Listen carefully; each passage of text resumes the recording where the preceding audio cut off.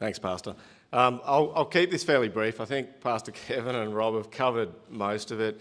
But if I'm honest about the trip, I was not that excited about flying across to Perth for 5 hours there, 5 hours back, and all the travel time in between. But look, I'm glad I went. It was a really good trip. It was exciting. And I didn't know what to expect over there. Like, I didn't know what these believers were going to be like. And it was just such an exciting trip. And, you know, Rachel got us off to a fast start. I think she got a salvation on the plane on the way there. A gentleman was saved sitting next to her. Captive audience, couldn't move anywhere. And I think it must have been at the same time that Pastor Kevin got the two saved in Perth that morning was it with Daniel? So it was a bit of a fast start, but there are advantages to long travels, times like that, and that's the extra fellowship you can get on the plane.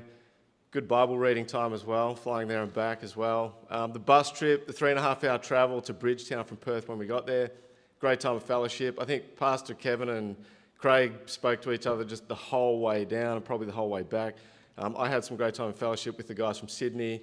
It really was such a great trip. I'm glad I went, and like I said, didn't know what to expect. And down in Bridgetown, this was no ragtag bunch of believers. There were lots of families, strong in the faith, well organised, like extremely well organised. I found, like, the homestead that we stayed at, the food preparation, like the amount of time that they must have put in to prepare all the food for us, I was just really surprised. And the other thing I noticed too was how excited they were to see us. Like, they were really, really excited. It was humbling, because, like, I'm just a regular guy. Like, I'm just a normal guy. But they're just so excited. Like, I don't know, I felt a little bit like a celebrity. It was kind of humbling.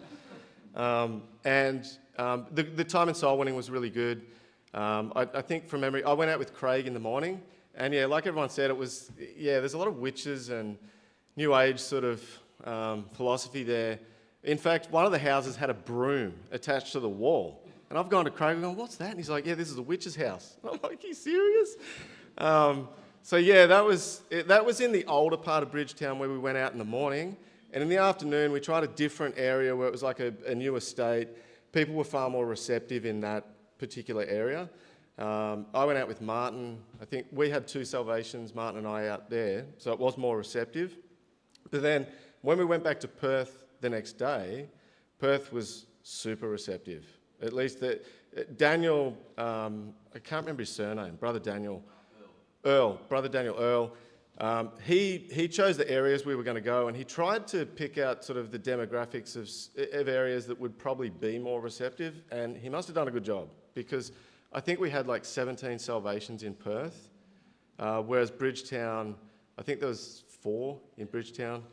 All up the whole trip, I think there was 26 salvations overall. So it was a fruitful trip, and it was just a great time of fellowship as well with these new believers, meeting them, making that connection. They've been listening online to a lot of the sermons here by Pastor Kevin, and it was great to just finally sort of make that connection face to face and meet these people. But yeah, that was, I guess, how I found the trip. And I think with future soul winning trips, it's kind of that thing where it's like, do I really want to go? And I just should, because by the time you go, it's like, I'm glad I went. I'm really glad I went. I would have missed out on such a special trip had I just stayed here. So yeah, that was my experience.